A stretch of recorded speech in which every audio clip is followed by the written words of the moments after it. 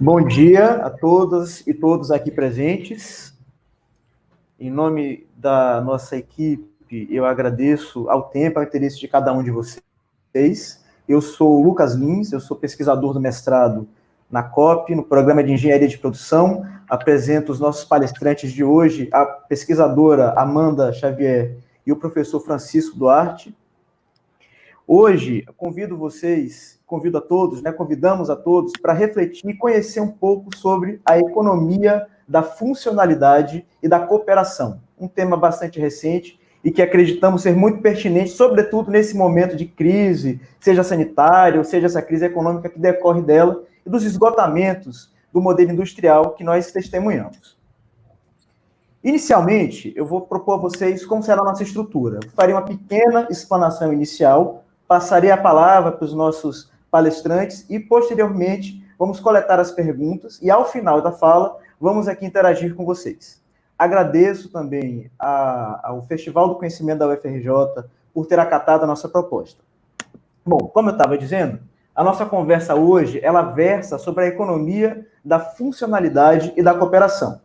E para que a gente conheça um pouco mais sobre isso, vamos fazer um passeio, vamos compor um amplo panorama sobre conceitos, origens, pontos-chave para que a gente possa compreender um pouco melhor esse tema e, a partir disso, vislumbrar como esse estudo e como essas novas frentes de trabalho que articulam a academia com os setores produtivos podem sim contribuir nesses esforços para o desenvolvimento sustentável e para a melhoria na qualidade de vida. Bom, a economia da funcionalidade da cooperação, a EFC, ela traz uma abordagem alternativa a esse modelo industrial que ainda é taylorista-fordista. Portanto, ela se constitui como um modelo econômico que se baseia na construção de soluções integradas de produtos e serviços. Portanto, a gente sai da mera venda do bem em si, mas ela tem uma preocupação, ela tem um foco nas questões subjetivas, nas relações interpessoais, e tem um fulcro no aspecto territorial.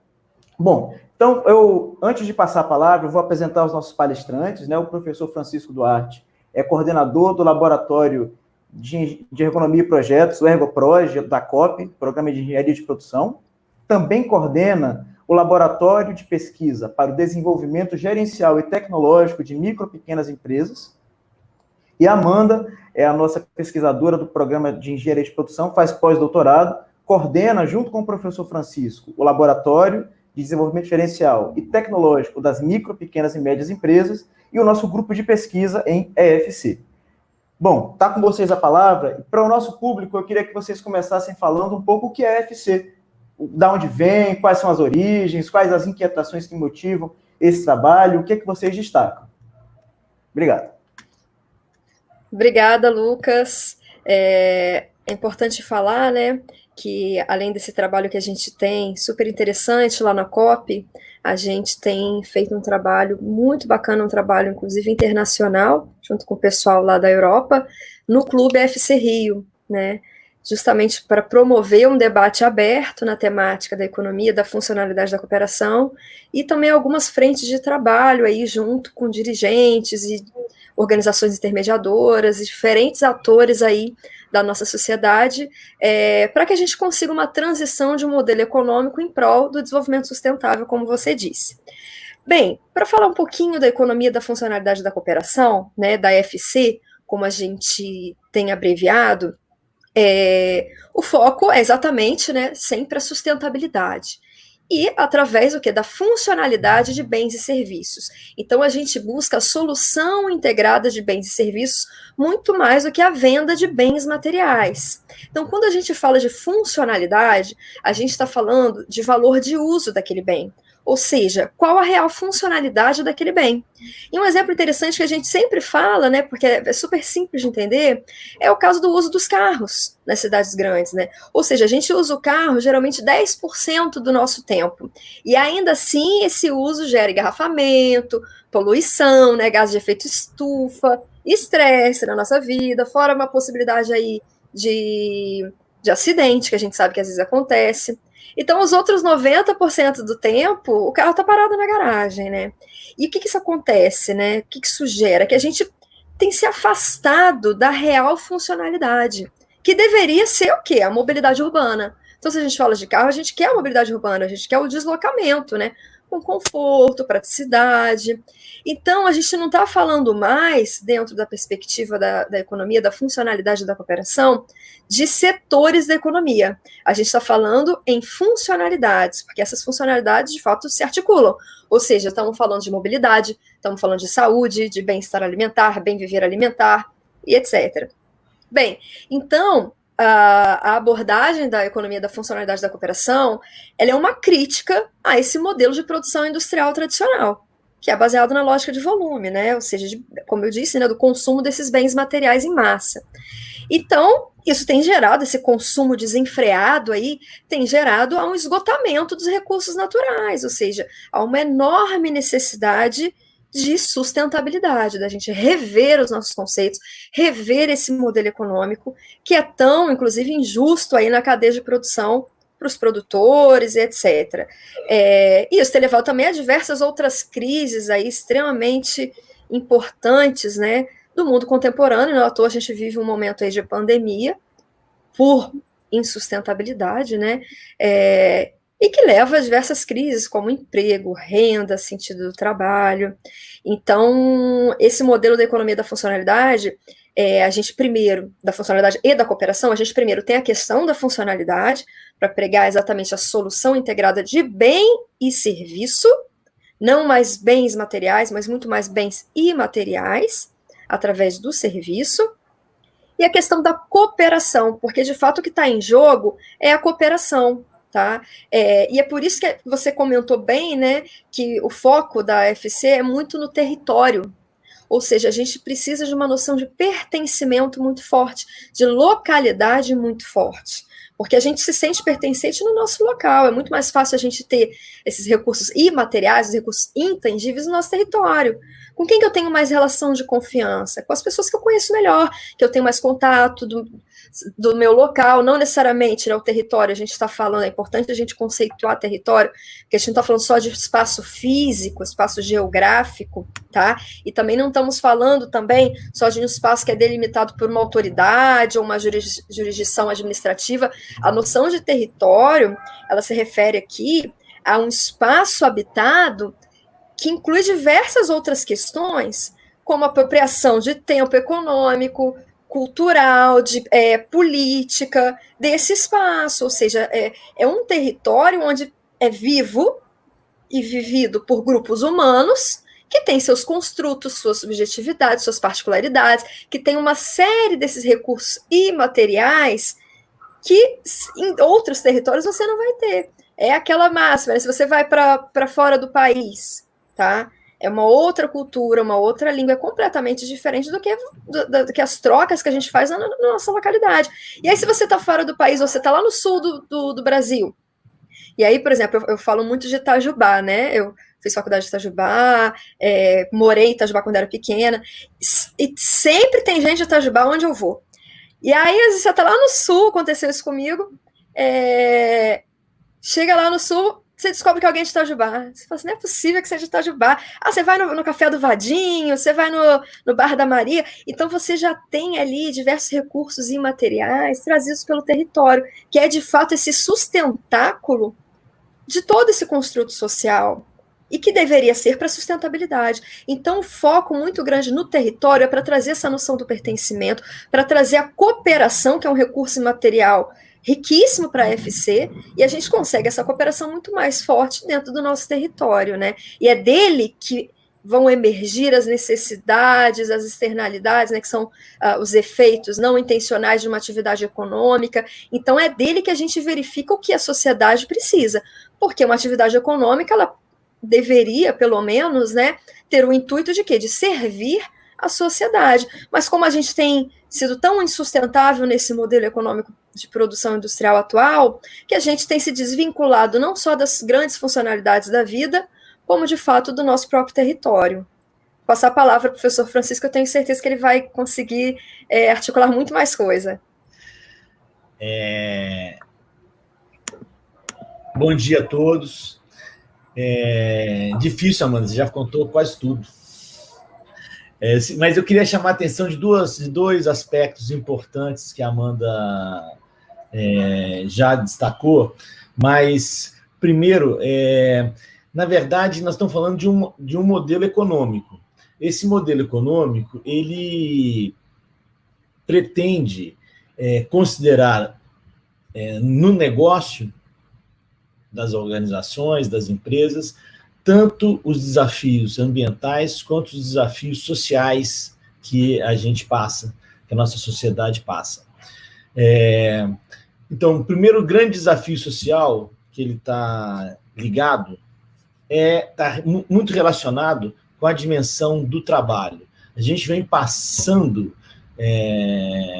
por uma crise do mundo do trabalho muito forte já há muito tempo, com uma certa ausência do reconhecimento do trabalho, com problemas ligados tradicionalmente a condições de trabalho, problemas ligados às depressões, ao burnout, a suicídios, a problemas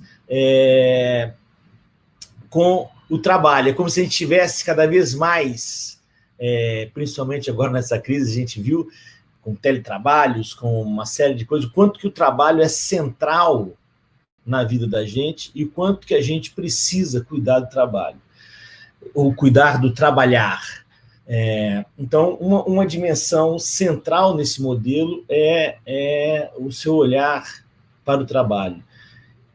A gente vai desenvolver um pouquinho mais na frente a ideia de modelo econômico e quanto que dentro de um modelo econômico, o modelo de produção e a maneira de integração da dimensão trabalho, quanto que isso é central para a criação de valor. Então, se eu não cuido disso, eu vou ter uma série de externalidades, de problemas para a sociedade que são muito sérios. Então, a primeira coisa que eu queria chamar a atenção é a integração da dimensão do trabalho nesse modelo econômico. Segundo, a Amanda já chamou atenção, mas a dimensão serviço. Já há algum tempo, desde os anos 80, a gente vem a dimensão dos serviços vem sendo algo que vem entrando muito fortemente dentro da engenharia de produção, e a gente tem percebido o quanto que isso tem transformado os processos produtivos. E com uma certa, marcando profundamente uma diferença com relação às formas de produção anterior, ou só que a gente pode classificar como a produção industrial tradicional, que é essa oriunda lá do Taylorismo, do Fordismo, etc.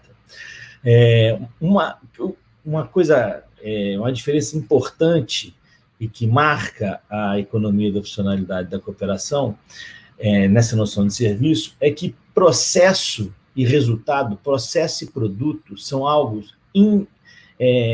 que não são diferenciados dentro de um serviço. Ou seja, o processo de produção do serviço, a interação entre o beneficiário e quem está prestando o serviço, eles são concomitantes, eles são simultâneos. O resultado do serviço é marcado profundamente pelo processo de produção, coisa que na produção industrial tradicional não é. Eu, quando vejo um carro, eu não vejo a marca do processo de produção desse carro. E quando eu vejo um serviço, a gente vê exatamente o processo que levou à produção daquele serviço. Então, nesse sentido, então nós estamos no mundo da coprodução desse resultado, desse serviço, onde a relação que se estabelece entre quem está prestando serviço e quem está se beneficiando desse serviço é central para a qualidade, para a performance de uso desse serviço. Então, a ideia, e repara, ele é interessante porque se tem todo um deslocamento do que é estratégico quando eu estou falando de serviço, ou dessa abordagem, a gente costuma falar servicial, porque, mais uma vez, como já foi colocado, não se trata do setor de serviço. Aliás, tem muito serviço que é produzido dentro de uma lógica industrial tradicional. Nós estamos falando aqui de uma abordagem mais servicial, de um serviço com relação de serviço, onde a centralidade é essa relação entre o beneficiário e o prestador de serviço. Então, acho que esses dois aspectos, trabalho e serviço, ou relação servicial, são os dois pontos de destaque que eu gostaria de destacar dentro da abordagem da economia, da funcionalidade e da cooperação. Mais uma palavrinha, o serviço é que vai criar, primeiro, uma relação forte entre os envolvidos, mas também uma relação forte entre eu saio agora dos muros de uma organização, dos muros de uma empresa, e vou procurar construir a minha oferta, o meu serviço, na cooperação com outras organizações. Então, eu saio do muro das empresas, das organizações, e passo a construir cooperações no seio de um território, entre as diferentes organizações que estão ali envolvidas. Ok? Bom, perfeito, professor. Eu ouvi você e a Amanda falando muito sobre modelo, eu iniciei a minha fala também falando de modelo, e é muito comum, particularmente nos últimos 10 anos, se escutar sobre esses novos modelos econômicos, todos mirando na sustentabilidade. Eu acho que seria importante para a gente avançar na nossa discussão, pegando Opa! Não estou escutando o senhor, professor. Alô? Nós estamos escutando. Tá. Então, o que a gente entende como esse modelo da economia da FC, né? Como ela se aproxima e como ela se diferencia, por exemplo, de uma economia circular, economia compartilhada, ou a economia solidária e social, essas economias de plataforma, né? E eu queria que avançássemos um pouco nessa crítica do modelo taylorista e fordista, porque foi uma coisa que apareceu tanto na tua fala como na da Amanda. Amanda, você começa? Começo, claro. Primeiras damas? Bem, é interessante falar isso porque a economia circular, né, está super em alta e é super pertinente. E a economia circular é, de fato, quando a gente fala de circularidade, é porque a gente está falando, de fato, de respeitar o ciclo da sustentabilidade, né? Ou seja, a gente está pensando em substituir o modelo linear, que é esse modelo nosso de produção industrial tradicional, de exploração, né, transformação e descarte de bens materiais. E a gente substitui isso por uma visão cíclica de produção, ou seja, a gente está pensando numa reinserção dos recursos em um novo ciclo. Ou seja, estamos falando aqui de reuso, redução, remanufatura, reciclagem, upcycling, updating, aí tem diversos outros termos muito utilizados agora nesse contexto da circularidade. E a gente está falando, inclusive, também de consumo desacelerado e consciente, tá? E aí, dentro dessa perspectiva da circularidade, surgiram novas abordagens, como a própria economia da funcionalidade da cooperação. Então, ambas andam de mãos dadas, vamos falar assim. No entanto, para diferenciar da economia da funcionalidade da cooperação, é importante a gente estabelecer alguns limites, ou seja, quais são os limites da economia circular. Então, o que acontece é que a economia circular, apesar de questionar, sobretudo a questão do descarte, né, para trazer essa lógica cíclica aí de todo o ciclo de vida do produto, ela não questiona o modelo econômico. Ou seja, é como se a gente tivesse um modelo econômico tido como dado, e a gente respondesse a esse modelo econômico para ter mais sustentabilidade. Ou seja, ok, nosso modelo econômico é esse, ele não vai mudar, então continuaremos tendo essa mesma produção de bens materiais e continuaremos demandando, ou seja, consumindo dessa forma. Como fazer para sermos mais sustentáveis? Ok, vamos ter, então, em vez de um modelo linear, vamos ter um modelo cíclico, circular, tá? Só que aí é um limite enorme, porque tem diversas questões incorporadas, como, por exemplo, sabemos da obsolescência programada, então a gente continua refém de bens materiais e de volume. Sabemos do efeito rebote, que é o que, em poucas palavras, o efeito rebote é assim, se você transforma uma empresa, né, na Europa a gente chama de bio, né, os produtos são bio, ou aqui no Brasil, né, são produtos orgânicos ou produtos mais sustentáveis, você pode ter um aumento da demanda. Por exemplo, nossa, aquela empresa não consumia aqueles produtos, tá? E a partir de agora eu sei que a empresa começou a ter uma produção orgânica, uma produção mais sustentável, e aí eu começo a querer comprar daquela empresa. E aí, por conta disso, eu tenho um aumento da demanda. E por conta desse aumento da demanda, um efeito rebote. Ou seja, aquilo que deveria ser, né, com o intuito da sustentabilidade, acaba tendo uma demanda tão maior que eu acabo forçando muito mais, ou seja, puxando muito mais produção e tendo muito mais exploração e etc. Tá? Então, um dos grandes limites da economia circular é exatamente não questionar o modelo econômico. Tá? E se você não questiona o modelo econômico, a sustentabilidade continua sendo sempre um desafio futuro, um desafio, sabe, cada vez mais distante. Você comentou de outros modelos também, né? O modelo, por exemplo, da economia solidária. Então, o modelo da economia solidária é extremamente pertinente. A gente sabe da importância da economia solidária, sobretudo nos territórios, né? Falei tanto das localidades, dos territórios. Então, aqui no Rio, isso tem uma força enorme nas comunidades, né? Sobretudo pela falta de ação pública. E a economia solidária, ela traz, então, uma sinergia, uma questão de mutualismo, que pode ser cidadão ou pode ser ligado a uma corporação, a uma empresa, né? Ou seja, um universo corporativo. Mas não possui necessariamente um foco econômico, ou seja, um foco no lucro ou na rentabilidade, né?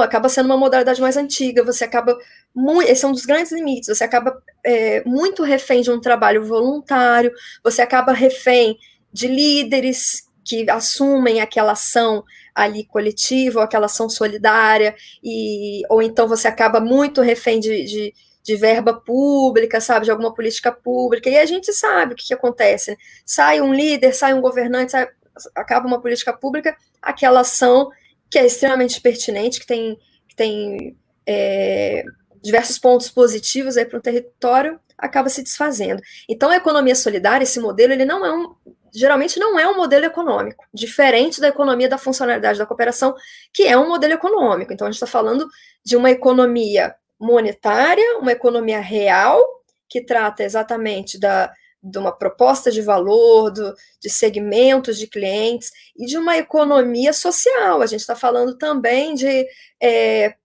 processos, protocolos, procedimentos, normas, política, para que esse modelo econômico, uma governança, para que esse modelo econômico funcione bem.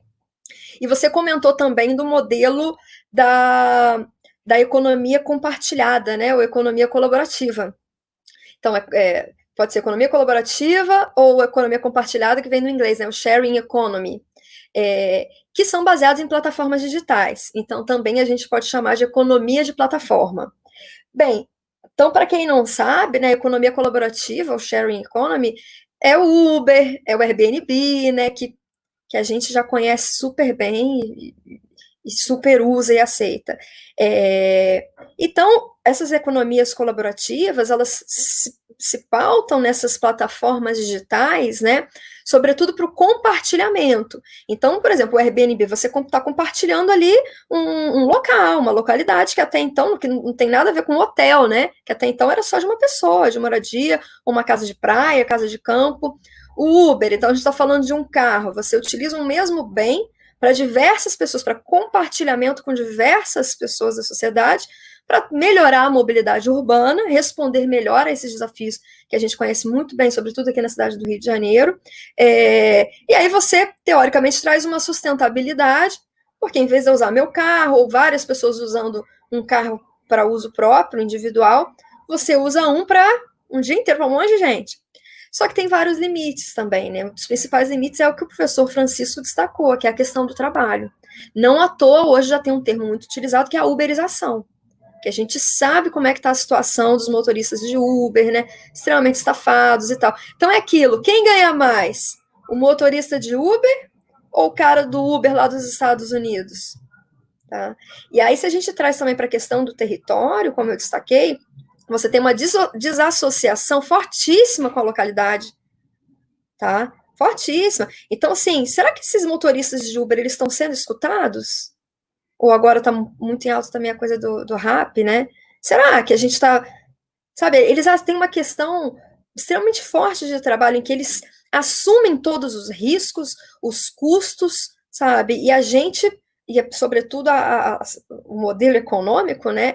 Ele coloca essas externalidades negativas como exógenas, não faz parte do modelo econômico, entendeu? Isso não é nosso, sabe? Isso é uma externalidade que quem tem que resolver ou é o poder público ou o próprio território. E não é bem assim, tá?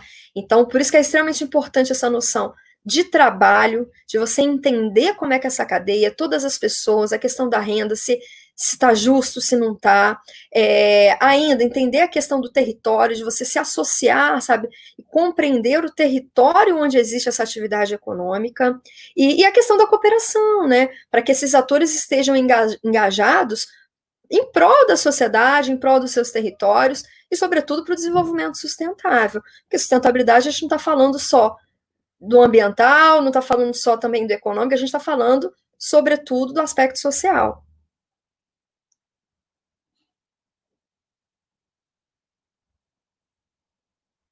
Vou tentar complementar alguma coisa, então, nessa questão do que é modelo econômico. Na verdade, a economia da funcionalidade, o que a economia da funcionalidade da cooperação trouxe de novo? Por que a gente se engajou nessa, tem procurado trabalhar nela? Na verdade, nas diversas intervenções em engenharia de produção, ou em ergonomia, ou nos estudos do trabalho, nas ergodisciplinas, a economia foi sempre um contexto. Então, dado que é assim, a gente faz alguma coisa, intervém em termos de melhoria de condições de trabalho, intervém em termos de melhoria de rendimento, de produtividade, do que for, considerando a economia como um contexto. O que mudou, o que muda agora, é que a economia passa a ser um objeto de intervenção também. Isso já vem sendo colocado, o movimento das startups, o movimento dos novos modelos de negócio, etc., vem colocando em evidência que essa dimensão do modelo econômico da empresa, a gente não é um contexto. A gente pode intervir sobre ela e ter outros modelos. Como a Amanda disse, e como o Lucas perguntou na primeira questão, as origens, em termos de uma certa continuidade do que estava sendo discutido anteriormente, por exemplo, ainda a economia da funcionalidade da cooperação surge num desenvolver da economia social e solidária e da economia circular, como se fosse uma fusão das duas coisas. Inclusive, quem trabalha muito com essas temáticas, com a temática da economia da funcionalidade da cooperação, são pessoas que trabalham ou na economia circular ou na economia social e solidária. É que o que mudou é essa dimensão econômica mais evidente, na qual a gente pode passar a intervir mais fortemente. Agora, quando a gente está falando de modelo econômico, e vários modelos de negócio na engenharia de produção, eles apresentam já os modelos econômicos num conjunto de modelos. Vamos dizer assim, eu posso pensar, dentro do modelo econômico, existe um modelo de troca, existe um modelo, aquilo que eu estou produzindo, que eu estou oferecendo como oferta para a sociedade. Então, ele não deixa de ser esse modelo de troca. ele é também um modelo de negócio. Como é que eu vou faturar? Como é que vai ser a minha relação com o mercado? Mas ele é fortemente também um modelo de econômico, um modelo de produção, com entradas, com bens materiais, com pessoas trabalhando, processando informação, processando matéria-prima. Então, todo esse modelo de produção, ele faz parte, integra fortemente um modelo econômico. E muito da atenção como eu já destaquei anteriormente, da economia da funcionalidade da cooperação, tem a ver com esse modelo de produção. Né? Como que esse modelo de produção ele é construído em termos de trabalho, em termos da relação que existe entre a empresa e outras empresas, e isso nos leva a uma dimensão que passa a ser nova, que é um modelo também de governança. Se eu estou falando de um modelo que tem um C de cooperação, esse C de cooperação significa o envolvimento de outras organizações, é importante que se reflita que exista uma organização desse, é o que a gente tem chamado atualmente, desse ecossistema, que existam momentos onde essa organização possa ter momentos de reflexão, uma organização reflexiva, onde a gente possa entender o que está indo bem, o que não está indo bem, se todos estão se dando bem. Quer dizer, não dá para ser um se dando bem e um montão se dando mal. Na verdade, e é isso que muda fortemente quando a gente está falando de mudar o modelo econômico, é também mudar o jeito de entrar no mercado. Entrar no mercado como uma pequena empresa é sempre entrar no final do mercado. E quem mais ganha na cadeia tradicional de produção é quem está mais perto do consumidor. Não é o produtor agrícola que ganha mais, é o Carrefour, são os grandes distribuidores. Não é o fornecedor de autopeça que ganha mais, é sim a montadora que ganha mais. Então, é como se a gente tivesse que reconstruir essa rede e essa maneira de entrar no mercado, de maneira que esses rendimentos pudessem ser mais igualmente distribuídos. É uma coisa que não é fácil. Hoje a gente vai ter a oportunidade de comentar, mas existem várias empresas, pequenas empresas, tentando se repensar com a crise provocada pela pandemia, fornecendo produtos para a saúde e, sobretudo, procurando as demandas das grandes empresas. Mas, no modelo econômico tradicional, existe uma luta, quer dizer, a forma de eu fazer negócio é cada vez mais competindo em termos de quantidade de produção, volume e redução de custo. Dessa maneira, eu consigo vencer meus concorrentes. Então, essa competição nesse modelo é que vem levado a uma série de consequências que são, sobretudo para as pequenas empresas, que levam a uma certa dificuldade de tocar o negócio das pequenas empresas, quer seja em termos do trabalho, das condições de trabalho que você tenha, quer seja em termos das margens que você pratica. Então, por mais que se esforce, todo final do mês é um sufoco para entregar a quantidade dentro do custo planejado. Então, a ideia é repensar essa história e construir, dentro dos territórios, redes de cooperações onde a sobrevivência das pequenas empresas possam ser mais fácil. Então, vários empresários que têm transformado o seu modelo econômico nessa direção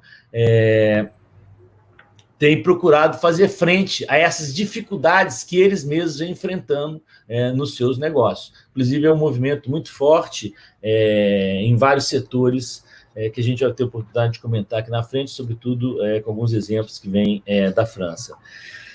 Mas, como eu falei, na história do modelo econômico, eu queria dar um exemplo, que às vezes a gente fica falando muito e não dá exemplo, e eu vou pegar um modelo de uma grande empresa, que por exemplo, pode ser o Gaz de France, que é a nossa SEG, que faz o modelo dela de fazer dinheiro, de fazer o modelo de negócio dela, de fazer rendimento, de estar no mercado, é vender gás. Quanto mais eu vendo gás, mais eu me dou bem.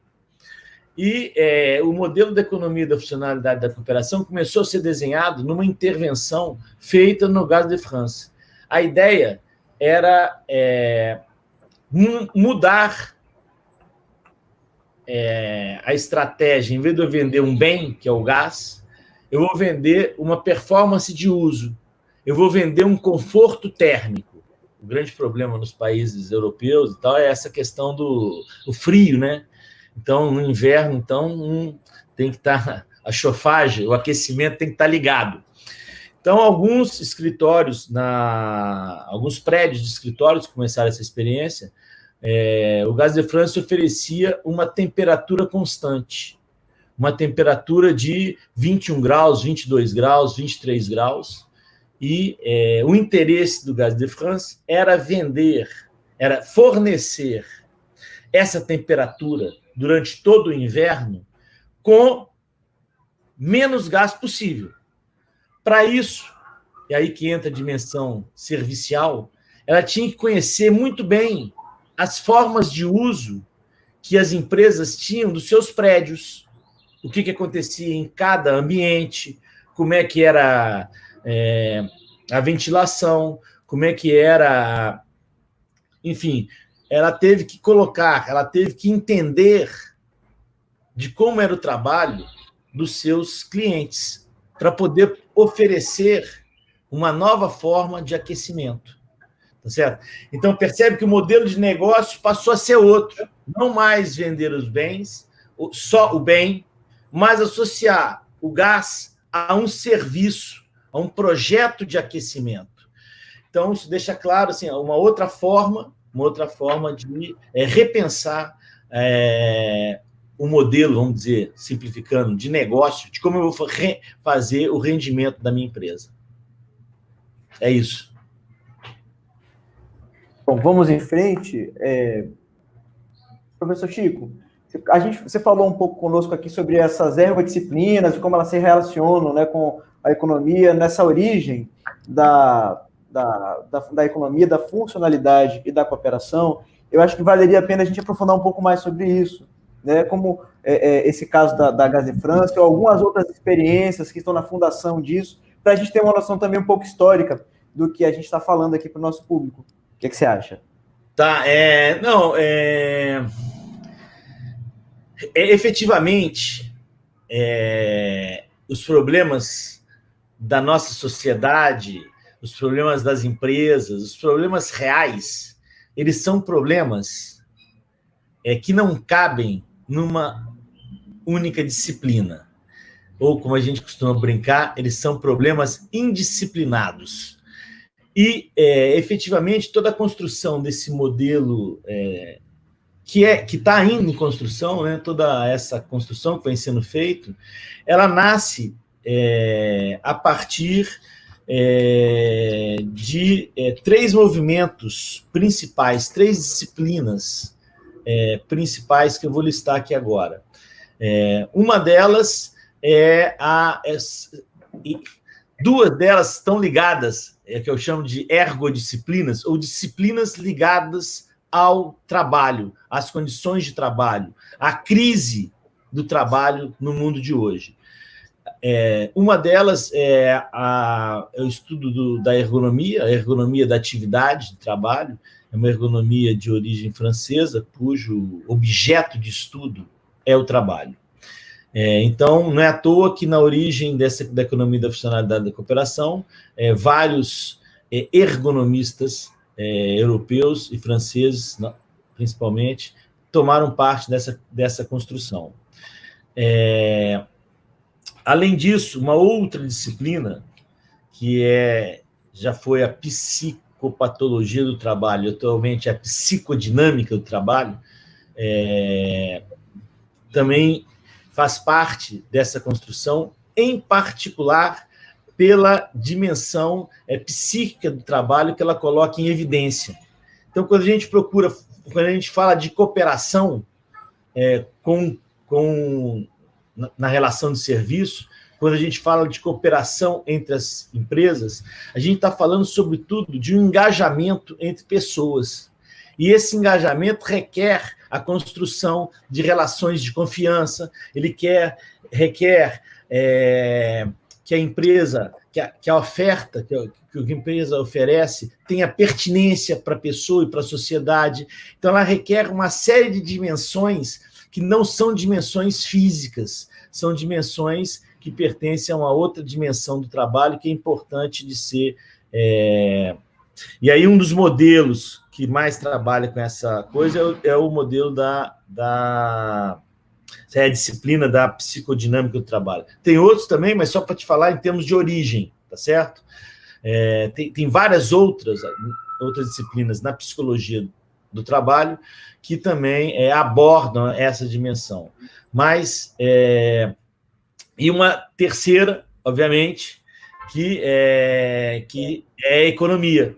Então, nós, por exemplo, dentro da economia e os modelos econômicos, sobretudo para as pequenas empresas. Não é à toa que a gente se interessou disso no programa de engenharia de produção da COP, nesse laboratório, no próprio PME, é a ideia de tentar ter um repensar do modelo de desenvolvimento econômico para as pequenas empresas, até mesmo para as empresas nascentes, por exemplo, as startups e etc. Então, um pouco dessa junção dessas disciplinas e o estabelecimento desse diálogo interdisciplinar que está na origem da economia da funcionalidade da cooperação. Eu vou passar para a Amanda, que ela pode contar um pouco do... esse movimento na França, ele se constituiu com base também num ecossistema entre disciplinas, entre laboratórios, entre universidades e entre empresas. Deixar para a Amanda contar. Amanda, está fechado o microfone. Opa, abriu. Pronto, acho que agora foi. Eu comentei já um pouco sobre a questão do ecossistema cooperativo, né, a construção e a mobilização de todos os atores. O professor Francisco já falou bastante também sobre a questão da cooperação, e é interessante a gente entender que isso também remete às origens da FC e ao trabalho que tem sido desenvolvido internacionalmente. Então, isso começou na França, né, e eles hoje, né, possuem, né, constituíram um ecossistema extremamente rico, envolvendo diversos atores da sociedade. Então, a gente está falando aqui de universidades, a gente está falando de laboratórios de pesquisa, a gente está falando de um Instituto Europeu da Economia da Funcionalidade da Cooperação. Então, esse instituto, né, ele já tem agora quase 2 décadas de existência, né, exatamente para conseguir ter essa convergência entre prática e teoria, né, entre a pesquisa através das universidades, entre os institutos também que trabalham com isso, e com a ação e com a formação de diversos atores. E, por conta disso, eles têm também o ATMIS, que é um laboratório de pesquisa e intervenção, né, que é um termo muito utilizado na ergonomia, que é através da análise ergonômica do trabalho, para fazer uma espécie de acompanhamento de empresas, né, mas é um acompanhamento, uma intervenção de dirigentes de empresas que querem ou que têm uma vontade aí de passarem por uma transição de modelo econômico. E a gente chama isso muito mais de transição porque é uma trajetória. A economia da funcionalidade da cooperação, apesar da gente chamar um pouco de modelo, né, ela é mais uma abordagem e uma trajetória, porque a sustentabilidade ela não é perene, como nada na vida, né? Então, o que faz sentido para mim hoje, amanhã já não vai fazer mais, e questões de trabalho hoje, também amanhã se diferenciam, a gente está vendo isso na prática agora nesses últimos meses, os próprios territórios, né, são mutáveis, então a sustentabilidade não é perene, é sempre uma trajetória, são portas que a gente vai abrindo conforme as coisas vão mudando, nós mesmos vamos mudando, os recursos materiais e imateriais, e, portanto, esse trabalho aí que tem sido feito, né, para uma transição de modelo econômico, ele também é constante. Então, é interessante falar que existe um trabalho prático junto com esses dirigentes para a formação desses atores. Então, eles formam dirigentes de empresas ou iniciativas, né, não necessariamente é uma empresa, e formam também dirigentes ou pessoas, atores de organizações intermediadoras, como o nosso SEBRAE, FIRJAN, para que esses organismos, né, essas organizações intermediadoras, também possam promover a formação dos atores dos seus territórios.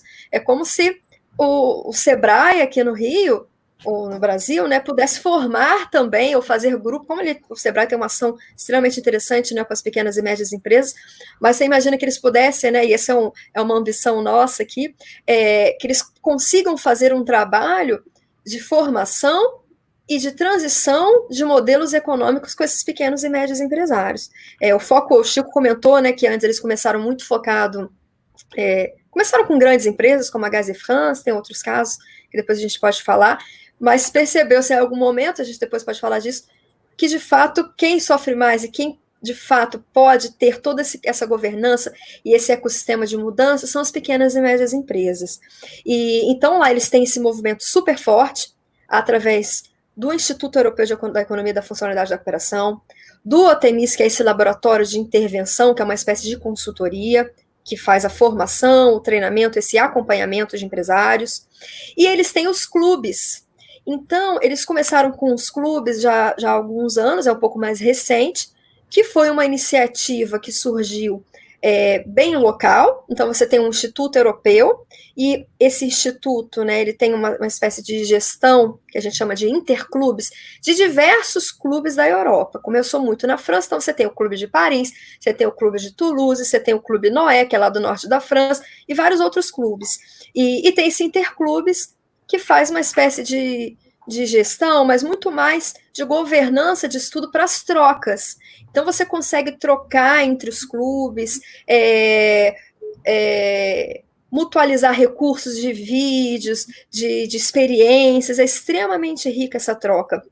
E os clubes, eles têm um trabalho extremamente local, né?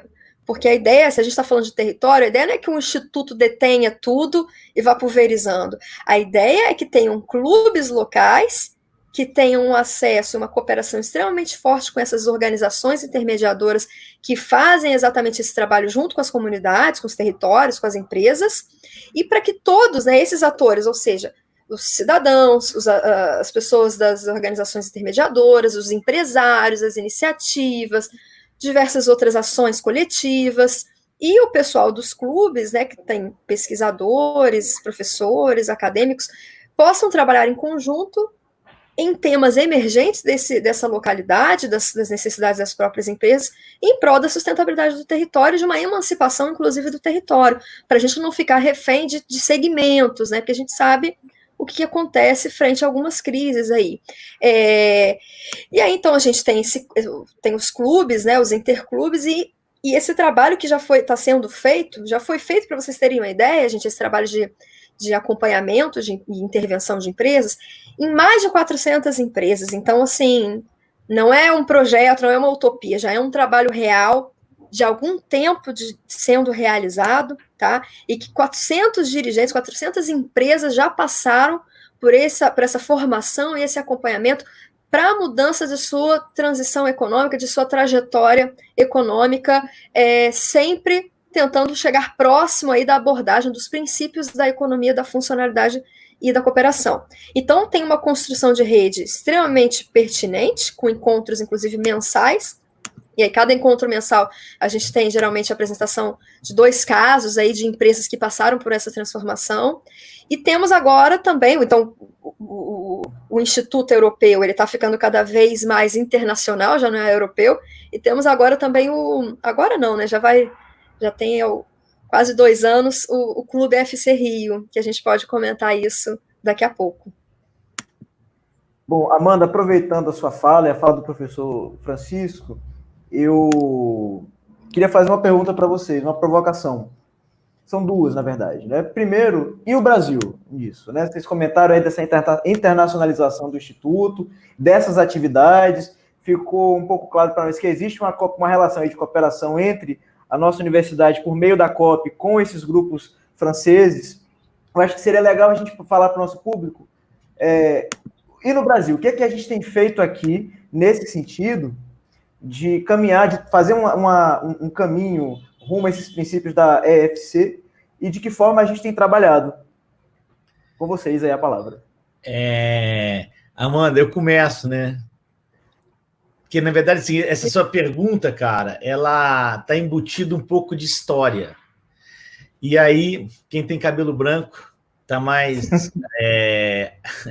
mais adaptado para começar.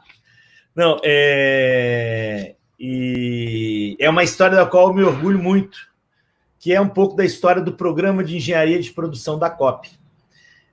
Que é a engenharia de produção, ela é marcadamente uma engenharia interdisciplinar e que eu me formei em engenharia de produção e uma das coisas que mais me atraiu na engenharia de produção, eu trabalhei como engenheiro há alguns anos na Alcan Alumínio, em Salvador, 3 anos, e aqui no Rio de Janeiro, na Vale Sul Alumínio, durante 4, 5 anos.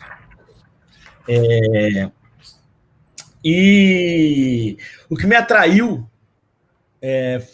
foram os estudos, foi saber que existia uma engenharia recém-criada no Brasil e que estudava a dimensão do trabalho dentro de processos de produção superautomatizados. E isso era forte aqui na COP, no Programa de Engenharia de Produção, e na USP, em São Paulo. E foi isso que me fez vir estudar, fazer o mestrado. Depois de sair do mestrado, fui trabalhar de novo, mas voltei para o doutorado devido a essa perspectiva marcadamente interdisciplinar, que tem a ver com encontrar o estudo do trabalho, a ergonomia, a ergonomia da atividade dentro da engenharia de produção. E é interessante essa história que começou com um francês, o professor Alain Wisner, que foi um dos meus orientadores na França, e ele, durante 30 anos seguidos, veio no Brasil, e embora a ergonomia lá seja dentro da psicologia, ele tentou construir essa ponte aqui com a psicologia, mas ele se deparou, no final dos anos 70, com a construção da engenharia de produção. E passou a frequentar, durante esses 30 anos, a engenharia de produção, e teve vários alunos da engenharia de produção no Brasil, foram se formar lá no Conservatoire National des Arts Métiers, em Paris, estudando o trabalho. Então, essa fusão, essa coisa aconteceu no Brasil, dentro da engenharia de produção. Mais recentemente, faz cerca de 4 anos, a gente construiu um acordo de cooperação. Só um pouquinho mais de história. A construção, a integração entre as universidades francesas e brasileiras, elas são super antigas. Para você ter uma ideia, a cooperação entre a CAPES, COFECUB, é a cooperação brasileira binacional mais antiga que existe e que serviu de modelo para todas as outras cooperações binacionais. Então, recentemente, a gente teve um projeto no Programa de Engenharia de Produção de trabalho, inovação e desenvolvimento sustentável. No final desse trabalho, a gente já estava construindo o que deu origem a essa história da economia da funcionalidade da cooperação, que é um acordo com colegas franceses da economia e da ergonomia, que 2 vezes por ano nos frequentam, e a gente também, só esse ano que a coisa está mais difícil de frequentar, mas a gente tem feito muita interação, da mesma maneira que nós estamos fazendo aqui, usando as videoconferências, todos os recursos aí da internet. Então, já há algum tempo que a gente tem tentado construir por aqui algo em torno da economia da funcionalidade da cooperação, junto com os colegas nesse intercâmbio que existe, não só envolvendo a França, mas envolvendo também fortemente a USP em São Paulo e a UFMG em Belo Horizonte. Então, são parceiros que também fizeram essa formação, são também os departamentos de engenharia de produção, que também tem essa pegada, vamos dizer assim, relacionada ao trabalho, e que a gente tem um intercâmbio muito forte já há muitos anos.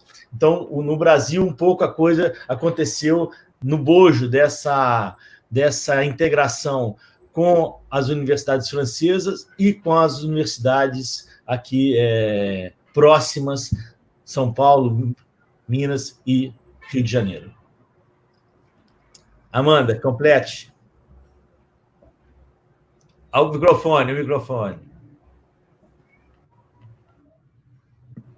Pronto. Para complementar, então, com um histórico um pouquinho mais recente, né? Eu já trabalho há algum tempo com sustentabilidade, né? Minha tese de doutorado foi na temática de sustentabilidade. Já conheci o professor Francisco lá da COP, que me acompanhou junto aí na tese. Só que até então vinha trabalhando com foco muito mais em modelo de negócio, né? Ainda também na questão da economia circular. E aí tive o convite aí do professor Francisco, que já conhecia meu trabalho, para abordar, falei assim, o negócio é modelo econômico, sabe? E aí fez todo sentido, realmente. Eu já entendi alguns limites e me aproximei, né, desses pesquisadores franceses, e a gente começou esse trabalho aí que o Chico já vinha desenvolvendo há algum tempo. E aí iniciamos o Clube FC Rio. Então, o Clube FC Rio, né, já que eu falei que começou mais ou menos há 2 anos, a gente começou através dos fóruns da FC. Então, a gente começou de uma forma um pouco menor dentro da própria COP, do FRJ, e com alguns fóruns, né, algumas palestras dadas também junto a algumas organizações intermediadoras, por exemplo, a Firjan, o Sebrae lá de Friburgo, né, e começamos ano passado, logo no início de 2019, um trabalho mais estruturado desses fóruns, através de diversas parcerias com organismos intermediadores.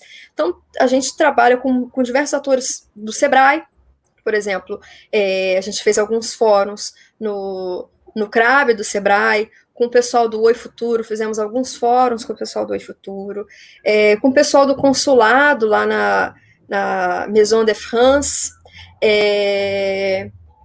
que mais, gente?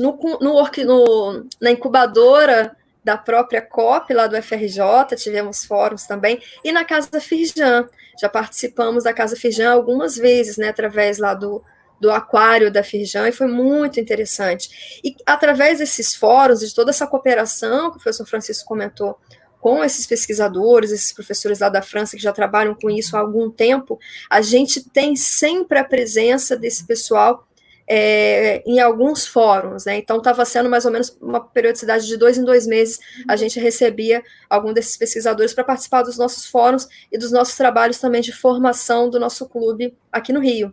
Então a gente teve o professor Christian Dutertre, que é um dos pais aí da economia da funcionalidade da cooperação, e que é economista, o professor François Hubaut, que veio, né, acho que eles vieram umas 2 ou 3 vezes ano passado, e o François Hubaut, ele é um ergonomista, o pesquisador Sandro de Gasparot, que trabalhou também, que está sempre em contato com a gente, veio para cá também, passou uma semana aqui com a gente.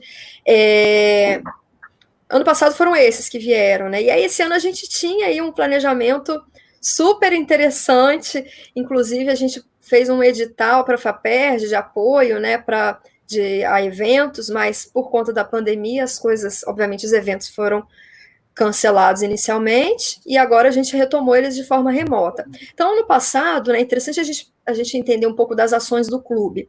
O clube ele tem uma ação super forte na pesquisa, então é associado à COP, ao FRJ para pesquisa, mas não necessariamente só com o FRJ, a gente tem diversos parceiros nesse clube, por exemplo, o FMG, a USP, que mais, Chico? Me lembra aí?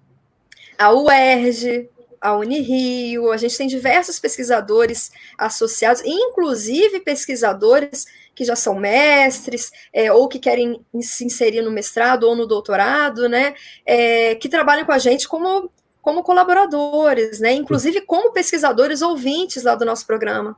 O Cefet, a UERJ. O Cefet, isso aí. A UFMA, o UERJ eu lembrei, o Cefet. Ou seja, é uma rede completa, gente.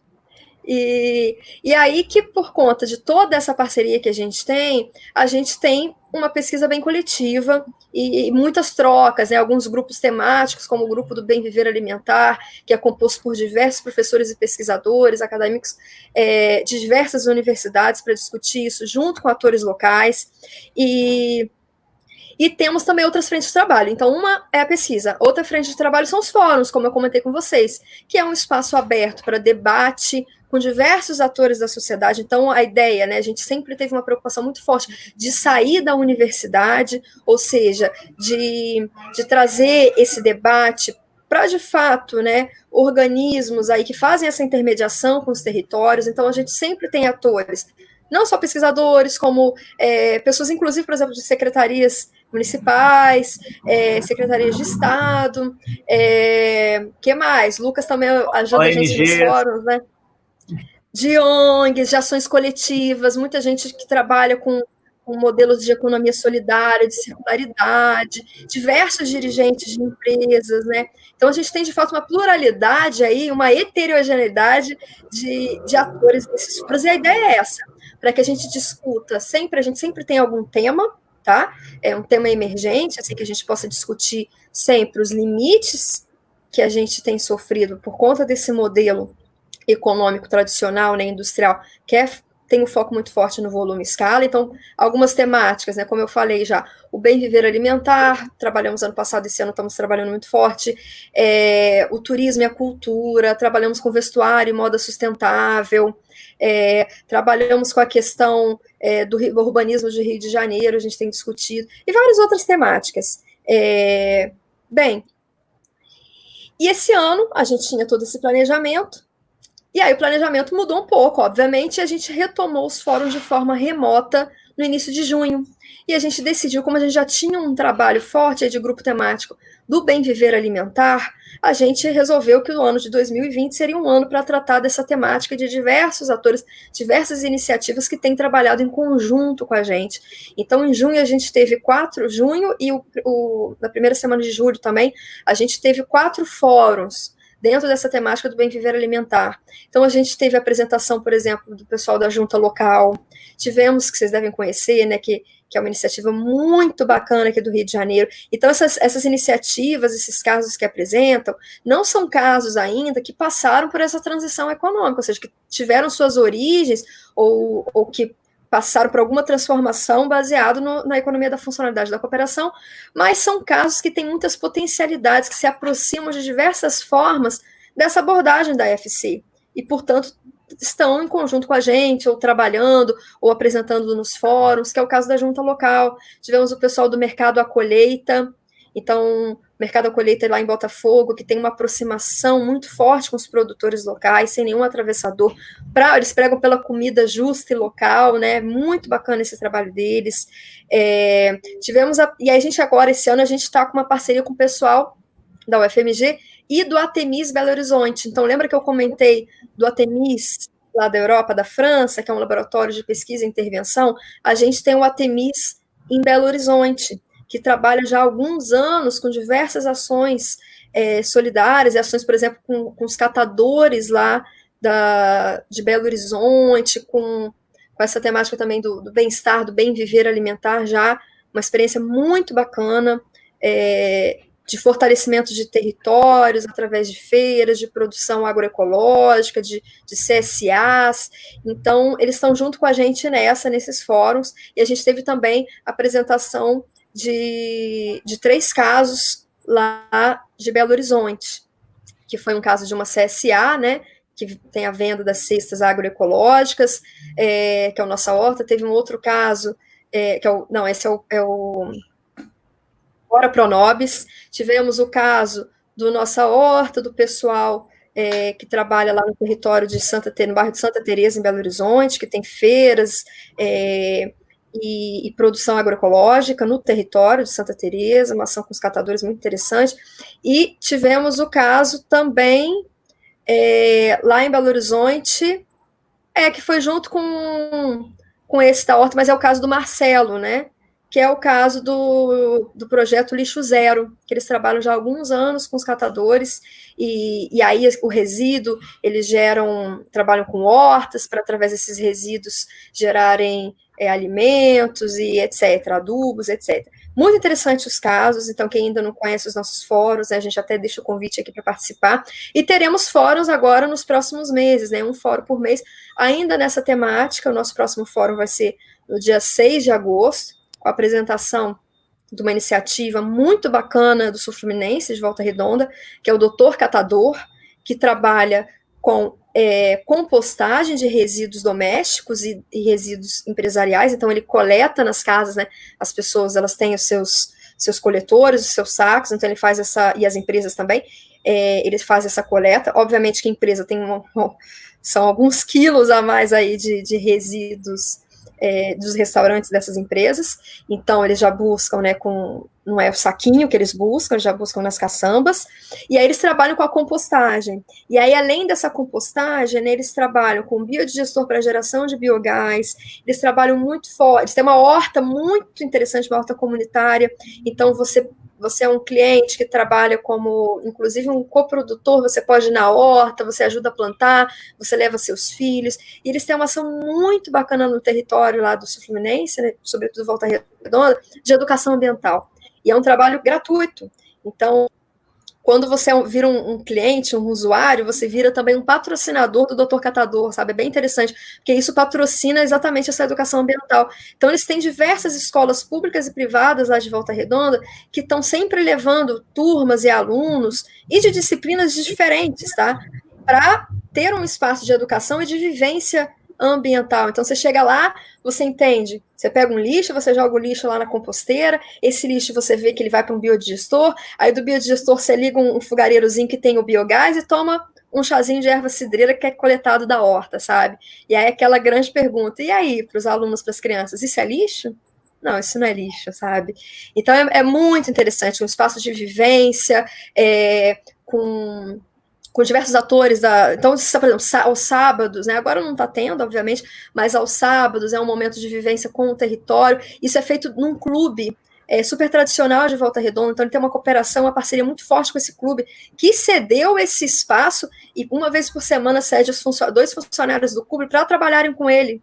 Então, assim, é muito interessante essa percepção do coletivo e da cooperação, sabe, que um território pode ter em prol do próprio território, sabe? Então o clube ele se beneficia disso, porque o clube também tem um restaurante, então ali eles conseguem gerar, sabe, adubo para esse próprio clube, conseguem dar um destino extremamente viável para esses resíduos, e ainda assim não só ficar focado no resíduo, mas em toda essa pluralidade de serviços e de funcionalidades que a alimentação, que o resíduo e que o território possui.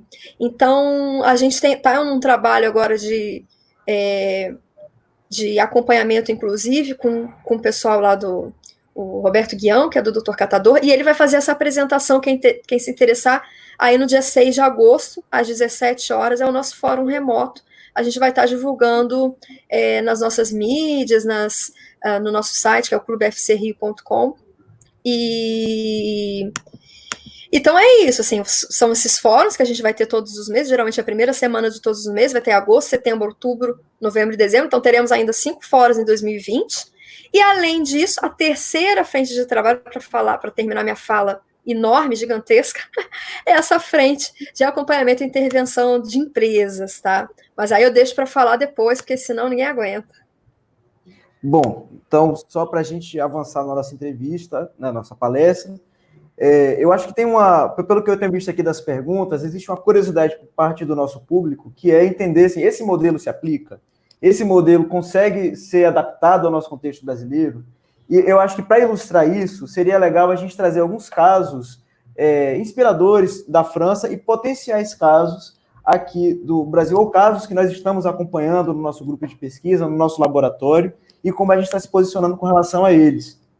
Dando continuidade ao que a Amanda e o Chico falaram de acompanhamento, das ações, das pesquisas. Vamos em frente. Ô, Lucas, só uma sugestão. A gente vai tentar ser bem breve agora, porque a gente já está 1 hora e pouco falando, e eu estou vendo que tem várias questões interessantes. Como eu te falei, todo planejamento ele é só uma referência. Mas esse é o nosso último bloco de perguntas. Estou sabendo. Mas eu vou tentar ser breve para a gente entrar logo na resposta. Na verdade, cara, se ele se aplica ou não aqui, como a Amanda acabou de colocar, do Doutor Catador e de várias outras empresas, que a gente pretende estar no repensar de nossas atividades nesse ano.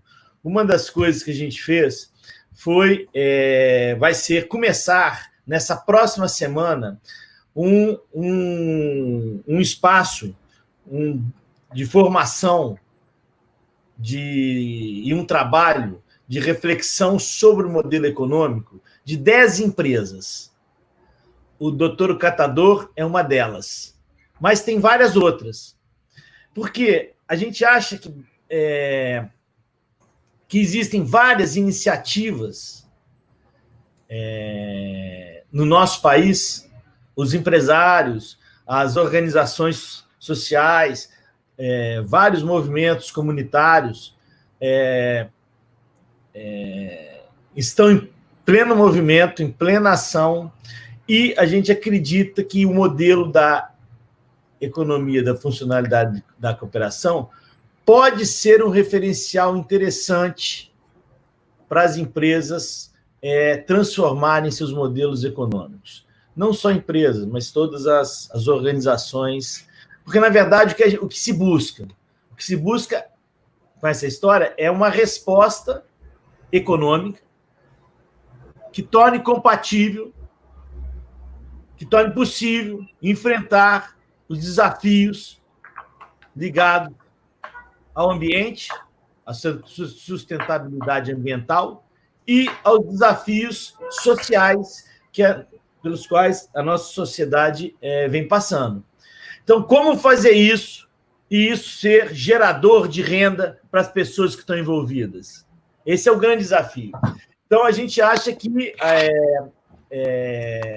a economia da funcionalidade da cooperação pode ajudar nessa reflexão a partir de vários exemplos que ela tem, que estão se formando em torno dessa construção conceitual, metodológica, de intervenções que vão nesse sentido. Então, a gente está começando aqui um trabalho, vai começar essa próxima semana, um trabalho lá com 10 empresas, que durante 6 meses a gente vai se reunir, repensando o modelo econômico. São todas empresas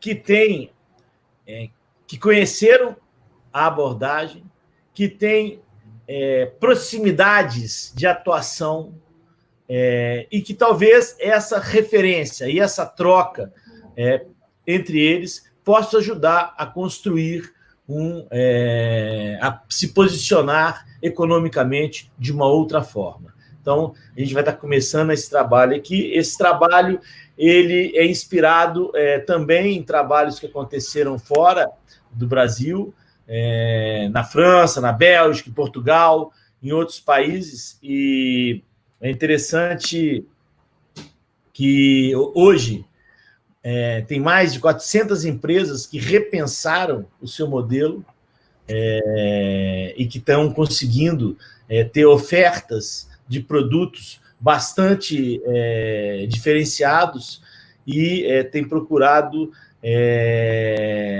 sobreviver economicamente de uma outra forma. Particularmente, a gente tem vários exemplos várias entrevistas com pessoas de empresas no nosso site, no site lá do Clube Rio, do Clube FC Rio, tem Um particularmente que a gente gosta, e que uma terceira coisa que a gente vai estar fazendo no Clube Rio esse ano são os fóruns, essa formação e espaço de reflexão sobre o modelo econômico, que eu trabalho voltado para essas 10 primeiras empresas do Rio de Janeiro que vão se repensar com essa troca de experiência, e também algumas entrevistas que nós vamos estar fazendo com empresários de fora do Brasil que passaram por essa transformação. Particularmente, tem uma indústria gráfica que as gráficas, no geral, elas faturam pela quantidade que elas fazem de livros. Por exemplo, para comprar livro, quando você faz 1.000 livros é um preço, você faz 100 livros é outro. Então, quanto mais o cara compra, mais barato fica. Nós estamos no modelo de uma gráfica, de funcionamento de qualquer gráfica, ele é muito orientado para essa questão de volume e custo. E quem compra também. E esse empresário, ele repensou o seu modelo econômico no sentido de... ele começou a se interessar em mudar o modelo econômico dele, primeiro, pela dificuldade, pela crise que a indústria, que esse setor industrial tem passado no mundo inteiro, face à concorrência aí das tecnologias digitais, etc. E ele passou a se interessar pelos impressos que ele vendia para as empresas, etiquetas, catálogos, etc., que as empresas compravam em grande quantidade. Ele passou a se interessar pelo uso que as empresas faziam desse material impresso. E ele descobriu que existia muita perda desse material quando você vendia de uma vez só 1.000 etiquetas, 1.000 catálogos, por vários motivos. Pela desatualização dos preços, pela desatualização dos modelos. Então, ao ir nos principais clientes identificar que vários desses materiais impressos por ele eram jogados fora, ele passou a fornecer não mais produto, mas um serviço de impressão e uma outra forma de contratualização. Essa transformação não é algo que se faz da noite para o dia. Ele precisou repactuar, trocar as máquinas de produção, que eram grandes máquinas para grandes quantidades, por pequenas máquinas, precisou passar por acordo com fornecedores do maquinário, com fornecedores de papel, com fornecedores de tinta, ou seja, ele teve que repensar todo o negócio dele, toda a relação dele com os fornecedores e clientes. É uma situação que que apresenta dificuldades, que frequentemente precisa ser repensada nesse conjunto de atores, mas que tem representado para ele uma possibilidade de sobreviver nesse setor que não existia antes. A maior parte das empresas nesse setor tem fechado as portas. Então, só para dar um exemplo concreto de transformações possíveis nesse setor, que é um setor com muita dificuldade de sobrevivência atualmente em todo o planeta. Eu acho, não sei, vou passar para a Amanda, mas aí depois a gente passa para as questões. Isso. Perfeito. Não, eu acho que o Chico falou já tudo. Eu acho que a gente pode abrir para as questões já. Eu falei bastante aquela hora. Então vamos para as perguntas, depois a gente fecha.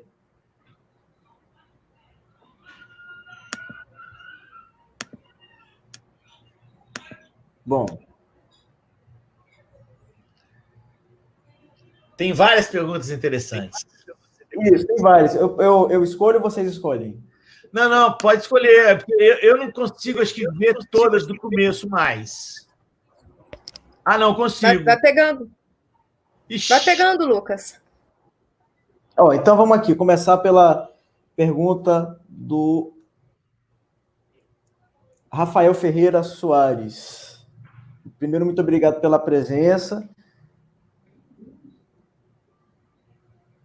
Ele fez 2 perguntas, né? Lembrando que ele não é pesquisador da área, mas gosta de pensar sobre o tema.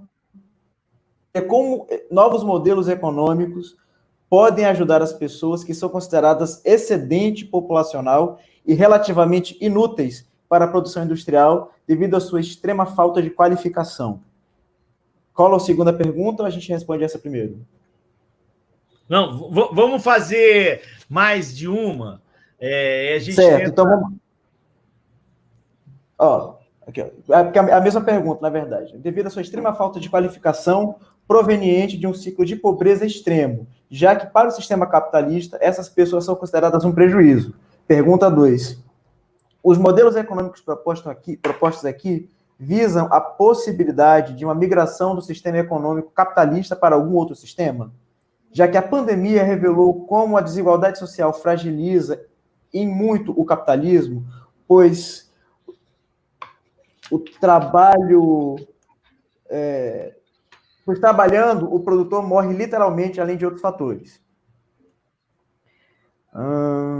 Pergunta do Cássio... Tá bom essas duas aqui. Ia bombardear vocês de perguntas. A próxima vai ser a do Cássio. Tá bom. Eu queria colocar 2 coisas com relação a essa questão da baixa renda e dessa população excluída. Mesmo aqui no Rio de Janeiro, em Belo Horizonte, a gente tem visto uma série de trabalhos com as populações locais que têm se revelado bastante interessante e bastante inclusivas. Então, de forma alguma, a ideia desse modelo econômico, efetivamente, é de fazer essa inclusão, é de trabalhar com os catadores, é de trabalhar com as comunidades, de forma a que isso possa efetivamente ser gerador de renda, porque sem isso não dá para sobreviver. Por isso a dimensão do modelo, a dimensão econômica, ela não é um mal em si, ao contrário, ela é uma solução. Então, eu acho que a gente tem muitos exemplos, mesmo entre nós, de possibilidades de atuação e de inclusão social muito forte. Uma delas, só para te citar como exemplo, ela tem, que a gente tem acompanhado já há mais de 17 anos, tem a ver com a produção de alimentos. A produção de alimentos em várias regiões do mundo que, por motivos diversos, a produção de alimentos tem sido uma forma de inserção social, de inserção das pessoas no mundo da produção, e que pode ser, que tem sido saídas, tem apresentado saídas interessantes para essa incorporação dessa população mais, digamos assim, formalmente desqualificada, né? Porque, na verdade, cara, dentro desse modelo, ou dentro que tem a ver com a produção servicial, os recursos mais estratégicos são os recursos que são da ordem do imaterial. São as relações de confiança, são as pertinências, são coisas que elas são amplamente difundidas e presentes em várias comunidades. Então, é esse recurso que é o recurso estratégico, e é através desse recurso que se pretende gerar a renda necessária. É como fazer isso. É nesse movimento que a gente estaria engajado. Com relação ao capitalismo, na verdade, eu diria que, efetivamente, a pandemia revelou N coisas, e, sobretudo, para nós, assim, muito da pertinência de se repensar a dimensão do trabalho, de se pensar o desenvolvimento territorial. Não dá para você viver num país onde a produção de coisas básicas para a saúde tenham ido para a China. Numa situação, a gente precisa, dentro dos nossos territórios, produzir comida de qualidade, que faça bem, que não polua. A gente precisa produzir uma série de insumos necessários para uma das principais funcionalidades da vida, que é a saúde. Então, tem que estar aqui.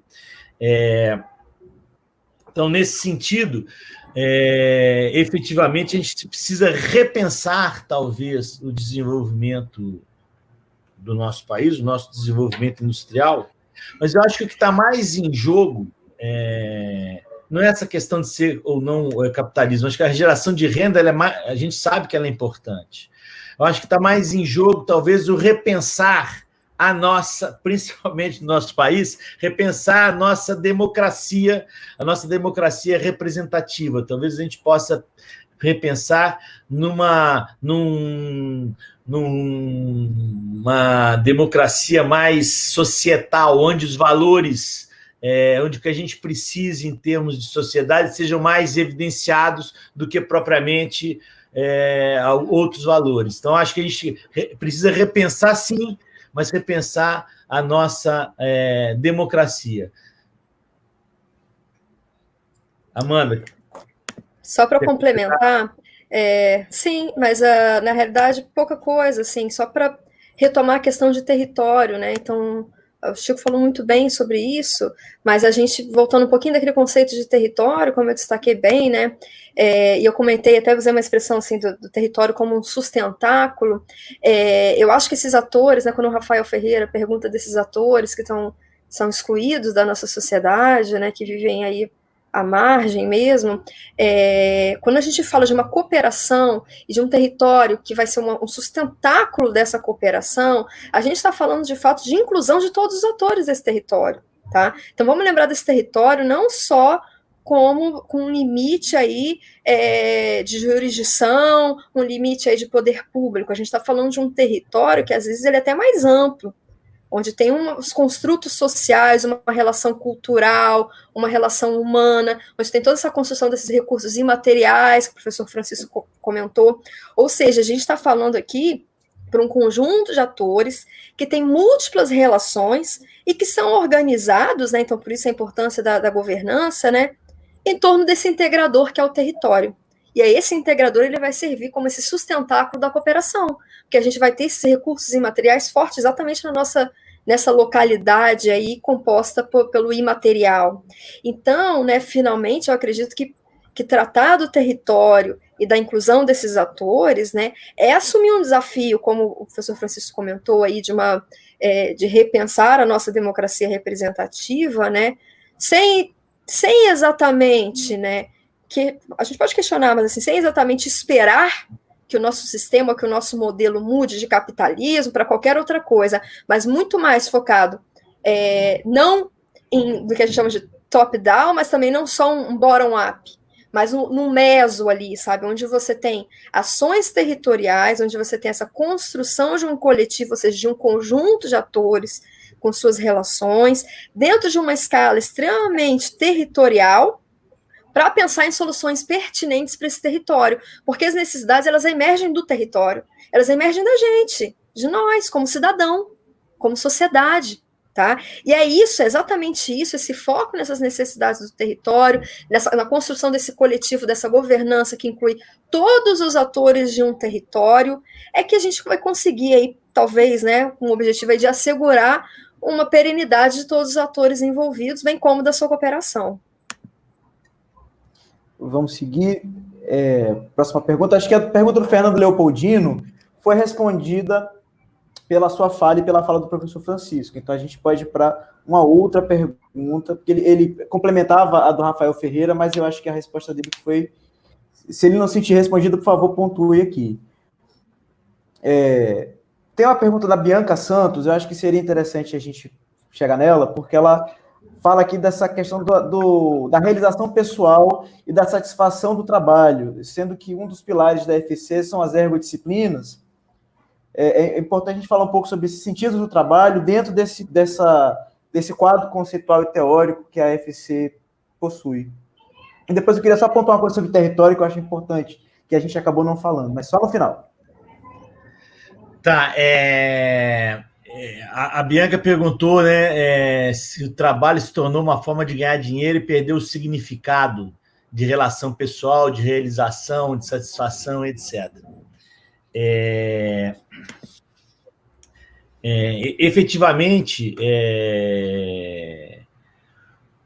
não só o trabalho, mas eu vou juntar essa pergunta, eu vou primeiro responder ela de uma maneira mais ampla, com uma pergunta anterior sobre um banco, deixa eu achar aqui, ó, um banco comunitário. Um banco social. Isso.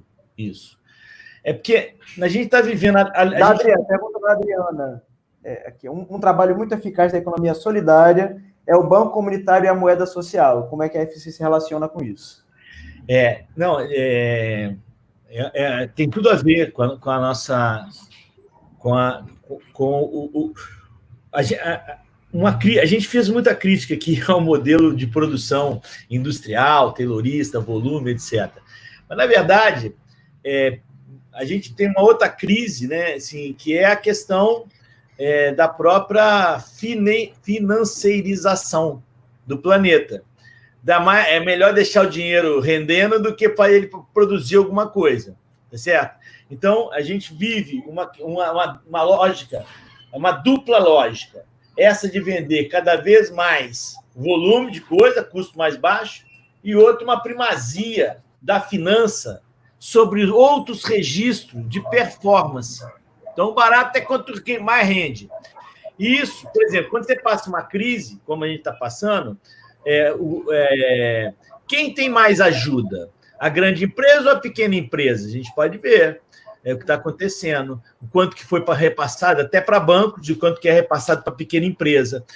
Como que a gente financia também esse tipo de iniciativa e como que a gente constrói outras maneiras de lidar com esse financiamento. Então, acho que é uma coisa central a ser pensada nesse tipo de transformação, nesse tipo de modelo econômico. Com relação ao trabalho, a mesma coisa. A gente sabe que o trabalho, uma das grandes crises, como eu já me referi, do mundo atual, é a crise do trabalho. A gente sabe que o quanto que o trabalho, e também, de novo, a pandemia colocou isso em evidência, o quanto que é difícil ficar em casa, o quanto que é interessante o teletrabalho, está nos permitindo, por exemplo, essa interação, mas o quanto que ele tem de limite, o quanto que o trabalho sem relação social é empobrecedor, o quanto e tem coisas que não dá para fazer dessa maneira. Então, tem limites muito fortes do teletrabalho. E hoje, várias empresas pensam em não sei quantos % vai ser teletrabalho, mas é sempre numa lógica que não é a lógica das condições de trabalho, não é a lógica do bem-estar das pessoas, é a lógica financeira. É o quanto que eu vou economizar com isso. Então, a gente está... Essa questão é uma questão forte e que acho que continuaremos a ter que batalhar, ter que discuti-la muito fortemente. Se o teletrabalho mostrou seus interesses, ele mostrou também seus limites. E todas as regras do trabalhar precisarão ser repensadas nesse novo contexto, considerando não só essa dimensão econômica, essa dimensão... a gente sabe que, e é isso que é uma maneira importante, o quanto que o trabalhar para a sociedade ele é central, a gente se organiza, né, de manhã, tarde, noite, descansa num período, trabalha em outro, o quanto que a sociedade se organizou em torno disso, quanto ele é essencial, mas enquanto ele é essencial para a vida da gente.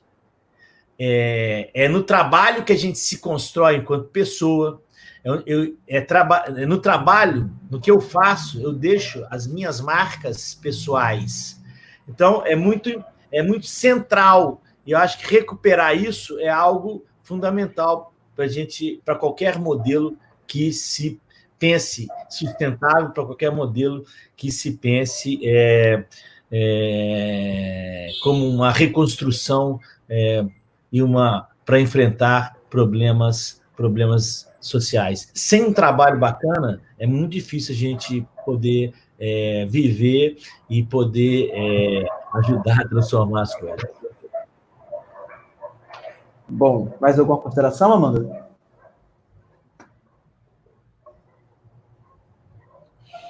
Amanda tá muda. Toda vez eu fiz isso, né? Mas é porque vocês, como apoio técnico, vocês desligam o meu microfone, né? Pertinentemente, eu acabo esquecendo de ligar. Mas é só um ponto de colocação para a gente lembrar de toda essa questão do trabalho dentro do contexto de serviço, porque exige uma mudança de postura nossa, de consciência nossa também na forma de consumir, porque com a ascensão aí do setor de serviços, né, da servitização, e dentro dessa questão que o professor Francisco comentou do setor de serviço, não como, né, coprodução, mas como aquele setor de serviço dentro das lógicas do modelo linear, do modelo industrial, de também fazer volume, o que tem acontecido é que a gente acha que o serviço deve servir a nós. A gente entra numa de comodidade, sabe, extremamente fica, sabe, de comodismo, na realidade um comodismo, querer conforto, praticidade, e aí entra num de cliente rei, onde o prestador de serviço deve servir a gente, mais como um servo do que como um prestador de serviço. E a relação servicial, ela não, pelo menos, não deveria ser assim. Quando a gente fala de serviço, a gente não está falando de como são essas relações de serviço no setor de serviço hoje, tá? No terceiro setor. A gente está falando de uma servitização focada numa coprodução, numa corresponsabilidade. E isso tem muito a ver com essa questão do trabalho. Porque se a gente assume que o serviço é o prestador servindo a gente domingo, 9 horas da noite, eu quero ligar para a NET, eu quero que tenha alguém lá, algum prestador para me atender para resolver meu problema. Porque nesses últimos anos, né, as tecnologias, as TICs, né, as novas tecnologias de comunicação e informação, elas potencializaram isso, tá? Então, essa servitização que aconteceu é que a gente acha que todo tempo a gente tem que ser servido, todo tempo a gente tem que ter alguém lá 9 horas da noite trabalhando para a gente, para resolver as nossas questões com essas empresas e tal. E numa relação de serviço, o trabalho ele tem que ser muito importante, sabe? Porque, de fato, o trabalho ele é coproduzido. É o que o professor Francisco falou. Você não tem uma lógica de cadeia de produção e depois de venda e prateleira. Tá? É uma construção coletiva, onde exige uma escuta ativa muito forte. Eu preciso entender a necessidade do cliente, eu preciso conversar, e muitas vezes eu preciso que a competência seja, sobretudo, desse usuário, muito mais do que do prestador. E a gente acha que não, que o prestador ele tem que saber fazer tudo, tem que resolver para a gente lá no conforto da nossa casa.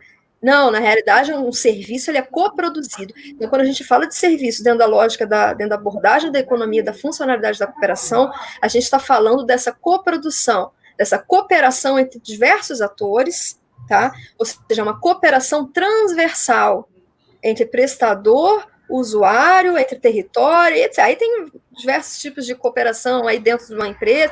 Enfim, a gente está falando, então, de prezar por esse trabalho, pelas condições de trabalho, pela questão do tempo de trabalho, que o teletrabalho, de fato, traz diversos questionamentos. A gente hoje está disponível 24 horas. A gente até conversou disso, né, naquele grupo lá do acompanhamento, né? A gente, esses horários estão bons para vocês? Perguntando para os dirigentes. Ele, olha, a pandemia me trouxe uma disponibilidade maior, ou seja, eu tô com muito, não é que eu tô com tempo livre, mas eu tô muito mais disponível. Essa é a verdade.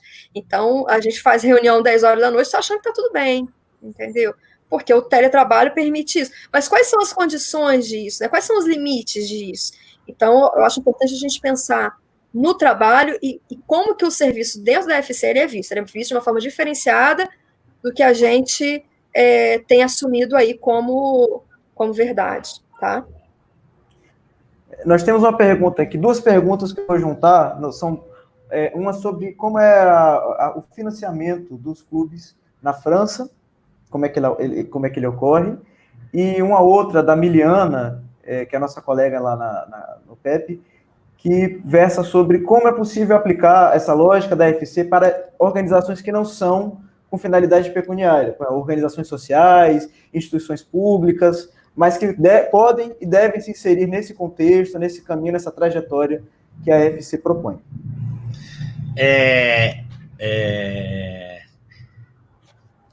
Lucas, mas tem antes. Qual foi a primeira pergunta? Como é que os clubes se financiam na França? Tá. Efetivamente, da mesma forma que qualquer instituição, associação sem fins lucrativos, normalmente os clubes são associações. Então, eles sobrevivem da busca de editais, de recursos, mas tem uma coisa muito interessante que todo o trabalho que é feito com as empresas e é feito com... ele parte de um conceito que é a despesa aceitável, que para você pode ser uma, para mim pode ser outra, para a Amanda uma terceira. Então, essa discussão do quanto que a gente vai... porque, efetivamente, que uma coisa interessante, que nos clubes, eles precisam se financiar. Porque, efetivamente, existem pessoas dedicadas a organizar os fóruns, a fazer esse trabalho de intermediação, pessoas que fazem formação na economia da funcionalidade da cooperação, que desenvolvem pesquisas, etc.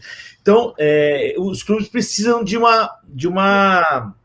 aporte de recurso. Normalmente, esse aporte de recurso é dado pelas empresas e por organismos de intermediação francês, em particularmente a Agência de Desenvolvimento Sustentável da França. Então, existe todo um trabalho e editais de pesquisa nos quais eles concorrem e trabalham. Então, com relação aos clubes, é dessa maneira. Agora, nós estamos pensando em coisas semelhantes. Antes de falar da resposta para Miliana, tem uma pergunta... Tem uma pergunta que a gente não respondeu. Da tecnologia? É os bancos... Tecnologia dos bancos sociais. Não, dos bancos sociais eu cheguei a falar alguma coisa, mas da tecnologia, não, eu queria voltar, porque, na verdade, eu queria voltar a essa questão da tecnologia, porque, normalmente, sobretudo nas escolas de engenharia, mas não só, a gente tem se tornado pessoas muito tecnocentradas. O barato é a nova tecnologia, é o novo software, é o novo... Ainda mais nessa onda que você vê como é que a gente está preso nessa história do modelo industrial, o grande barato, e às vezes de coisas até interessantes, mas se aposta o capital em coisas que podem escalar rapidamente. E aí é uma ou outra. Você vai deixar coisas, às vezes, interessantes de lado para poder fazer com que o seu investimento renda mais no curto prazo. Então, essa lógica do modelo industrial financeirizado é uma lógica que perpassa até o desenvolvimento das novas empresas, em particular o modelo startup, que é um modelo muito ligado à produção, à tecnologia, à TIC, Tecnologia de Informação e Comunicação. No caso da FC, a grande inovação ela não é tecnológica. Ela é, sobretudo, social. Ela é, sobretudo, essa institucional. Ela está ligada à cooperação, ela está ligada à questão de serviço. E não que a tecnologia não possa ajudar. Ao contrário. Por exemplo, em vários exemplos de empresa, as plataformas podem ter um uso interessante. Por exemplo, na junta local agora, para fazer as sacolas virtuais, foi decisivo. Mas, diferentemente, agora, particularmente sobre as TICs, diferentemente das outras desenvolvimentos tecnológicos que sempre promoveram um desenvolvimento na qualidade dos produtos, dos serviços. As TICs dependem muito do uso. Quero dizer, a gente vai ver, está todo mundo sentindo isso. É muito difícil ela pode representar uma superintensificação do trabalho. O teletrabalho pode representar para a gente uma superintensificação. Então, vai depender de como eu usá-lo. Então, a questão central não é a tecnologia, a TIC pode super apoiar o desenvolvimento da FC, mas vai depender do uso. Vai depender do uso que a gente vai dar a ela. E, mais uma vez, ela não é o central. O central são as funcionalidades da vida e como que a gente vai fazer para mexer com elas, certo? O central são os problemas concretos que a nossa sociedade tem e como que a gente vai se organizar para resolvê-la. As tecnologias efetivamente podem ajudar. Mas eu não estou centrado nela. Eu não sou empurrador de tecnologia. A gente está centrado nos problemas dos problemas concretos da nossa sociedade, das nossas organizações, das nossas empresas, etc. Então, essa é uma da tecnologia. Indo para Miliana. Pô, Miliana, a pergunta parece que o modelo da FC é aplicável à gestão das organizações, como ONGs, museus, já que não visam lucro. Cara, uma das maiores funcionalidades da vida é a cultura. Então, trabalhar o turismo, os museus, as organizações sociais são centrais nessa história. Várias experiências fora trabalham com esses setores em particular e integram esses setores no desenvolvimento das próprias organizações. Então, a cooperação é mais ampla, ela não é restrita só às empresas. E está muito ligado a todo o desenvolvimento do território. Então, acho que é super importante essa atuação, esse repensar do que é o museu, do que é o trabalho do museu, como é que isso se liga com a sociedade, como é que isso se liga com as escolas, como é que isso se liga com a vida no geral. A gente teve um trabalho muito bacana, uma certa feita, no Museu Nacional de Belas Artes, que é um museu para mostrar a cultura, as artes no Brasil, desde o tempo do Império até o modernismo, Tarsila do Amaral, etc. As grandes obras brasileiras estão lá. E o quanto que a gente precisa de ter um repensar interno do que é a atividade que se passa lá dentro e de quanto que isso precisa se ligar com o resto da nossa sociedade. Mas só para te falar que é alguma coisa efetivamente central no desenvolvimento desse modelo econômico. Ele corresponde, né, a uma das funcionalidades essenciais da vida. Bom, eu já falei demais, Amanda. Não, perfeito. Assim, só um comentário também. Quando a gente está falando de modelo econômico, né, e trazer ser um modelo econômico para esses casos de economia solidária, ou nesses casos, como você comentou, aí de museu e etc., a gente tem que pensar que o modelo econômico é extremamente pertinente. Não necessariamente ser um modelo econômico ou prezar pela economia é prezar por esse modelo financeiro, como o professor Francisco falou, que é o modelo que prega a finança, né? Ou seja, a gente está falando de lógica de volume, mas, sobretudo, de um modelo financeiro, um modelo financiarizado, né? Se a gente for fazer uma tradução literal aí, que é o que tem acontecido, sobretudo, pela globalização. Você tem empresas de capital aberto, você tem investidores no mundo inteiro, tá? E o produto é feito parte na China, parte na Indonésia, parte nos Estados Unidos, e aí as grandes empresas conseguem um ganho de escala, né, uma economia aí fortíssima com o custo do produto, com investidores de todos os lados. E o investidor quer o quê? Um investidor que está lá do outro lado do mundo. Ele sabe quem está trabalhando, ele sabe como é que estão as lógicas de produção. Ele não sabe, ele está investindo porque ele quer lucro a curto prazo. E a sustentabilidade, ela nunca vai ser a curto prazo, porque a sustentabilidade, ela, de fato, é a longo prazo. Assim, é um paradoxo, entendeu? A gente querer continuar dentro de um modelo que prega pela financiarização, em primeiro lugar, não é nem a qualidade, mas em primeiro lugar é a financiarização, e querer ser sustentável. A gente nunca vai conseguir dessa forma. Então, mas isso não quer dizer que seja o único modelo econômico. A economia, como eu disse, ela tem diversas dinâmicas. Uma dinâmica é a monetária, que é extremamente importante porque faz parte da geração de renda e etc. E pagar as contas, a produção e etc. Agora, a economia é sobretudo para a emancipação. Então, uma lógica da economia da funcionalidade da cooperação, sendo um modelo econômico para esses museus, por exemplo, ela vai emancipar muito mais o museu dentro dessa economia, para que não dependa apenas de doações, de poder público, de investimentos muito pontuais. Ela emancipa não só essas iniciativas, esse modelo econômico, essa atividade econômica, como também o território. Então, é importante a gente entender isso, porque a gente sabe como é que é a questão do turismo, a questão da cultura, ainda mais aqui no Rio de Janeiro, né? O Lucas Lins, né, que trabalha muito com essa questão da cultura, ele pode até falar um pouco sobre isso, né? Como que que muito da nossa cultura é perdida, sabe? A gente viu aí diversos casos lá na Quinta da Boa Vista, da nossa biblioteca foi, sabe, levada abaixo por não ter recurso nenhum. Lá no fundão a gente vive isso constantemente, sabe? Então, se a gente transforma, se a gente traz um modelo econômico para isso, não quer dizer que a gente tenha que acumular lucro.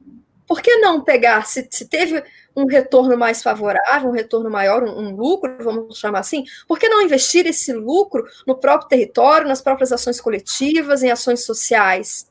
Aí é que tá, sabe? Essa que é de fato, isso é que de fato está em jogo. Bom, Amanda?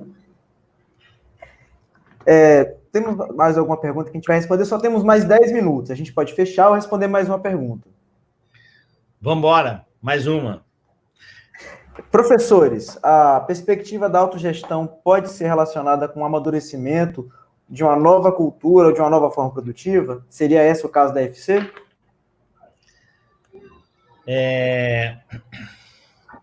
Efetivamente, os movimentos de autogestão ou das pessoas assumirem a gestão das empresas já teve um movimento muito grande no nosso país, principalmente em crises econômicas. Nós tivemos vários trabalhos na ACOP, no Programa de Engenharia de Produção, de apoio às atividades autogestionárias. Eu acho que pode ser algo que se ajunte, mas a FC não trabalha só com a autogestão, mas pode ser um referencial interessante. Eu vou só contar um caso de um apoio que nós demos durante um ano por uma empresa autogestionária. Essa empresa, ela fazia macacos hidráulicos, macaco jacaré para borracheiro e macaco hidráulico para caminhonetes, etc. Tá certo? Era um produto de super qualidade e a empresa havia feito exportações grandes para os Estados Unidos. Os americanos tiveram uma crise econômica e não pagaram a empresa faliu. Nesse momento, tinha um movimento do BNDES de apoio a essas empresas. Nós conhecemos a empresa, que foi assumida junto com o sindicato dos trabalhadores, e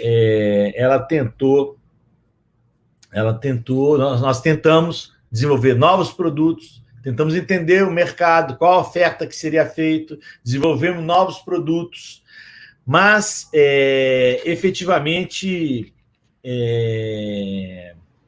a ideia dominante, mesmo nessas empresas, era de tentar vender a maior quantidade de produto possível, diversificando o mix de produto.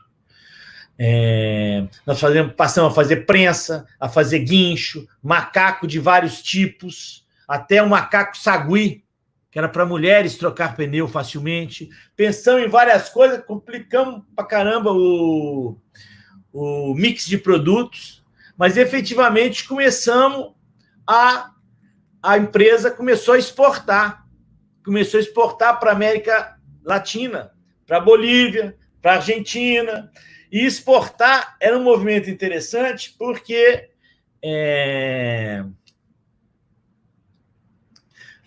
permitia, quando você exporta, o Banco do Brasil te paga toda a exportação, e aí você resolve um problema de capital de giro. Entrou dinheiro. Mas quando a gente começou a produzir, nós enfrentamos o problema que a grande empresa,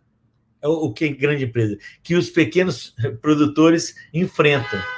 Ter que produzir cada vez mais, com redução de custos, com uma competição muito forte, tendo que fazer hora extra sem parar na fábrica autogerida, porque ela precisava fazer frente aos compromissos que ela tinha, etc. Ou seja, questionar o modelo, a forma de fazer a geração de renda nesse momento era algo fundamental para que a empresa pudesse continuar a sobreviver, não nessa lógica de toda hora fazer volume, exportar. Talvez uma outra forma de desenvolvimento pudesse ser muito mais adaptada, muito mais adequada à realidade dessa empresa. Então, cuidado que, às vezes,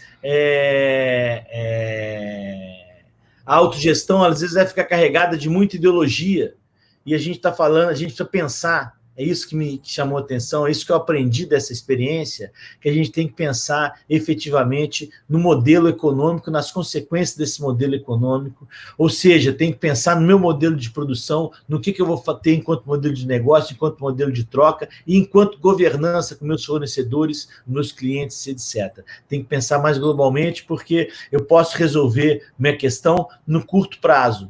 A longo prazo foi difícil demais, nós tivemos que recuar e repensar essa maneira de atuar. Bom, estamos chegando ao final da nossa apresentação. Primeiro, agradeço a todos que estiveram presentes, todos e todas, a Amanda Xavier e o professor Francisco, pelo tempo, pela dedicação e paciência. E eu registro aqui também que todos os conteúdos que nós abordamos estão disponíveis nos nossos canais, no site do Clube FC Rio, no nosso Instagram, no nosso canal estão todos os vídeos dos fóruns, algumas pílulas de conteúdo que a gente produz. Nesses canais vocês também podem encontrar já a nossa produção científica, né, os artigos que nós apresentamos em congresso, em breve os artigos que foram publicados em revistas científicas, e também lá tem os nossos contatos para futuras discussões. Convido a todos para as próximas atividades, para os fóruns remotos, e assim que passar essa crise, para os fóruns presenciais, e para que vocês acompanhem, contribuam, considerem, mandem suas opiniões. Eu agradeço também ao Festival de Cultura e Conhecimento da UFRJ, a nossa técnica que deu todo apoio, a Renata, que vocês não viram, estava nos bastidores. Muito obrigado a todos vocês. Ok, obrigado. Obrigada, Júlia. Obrigada, Renata. Obrigado, Lucas. Obrigado, Amanda. E a todos que estiveram aí presentes. Valeu. Obrigado, pessoal. Gratidão mesmo. Vi que tem o pessoal da Fiocruz, pessoal do Espírito Santo, da COP, muito, e o pessoal lá da Colômbia, que tem acompanhado os nossos fóruns. É uma gratidão enorme mesmo o interesse de vocês, estar aqui é sempre uma aprendizagem, e espero manter o contato aí com todo mundo que se interessou através do nosso clube. E obrigada, Renata e Júlia, aí pelo apoio técnico. Valeu, gente.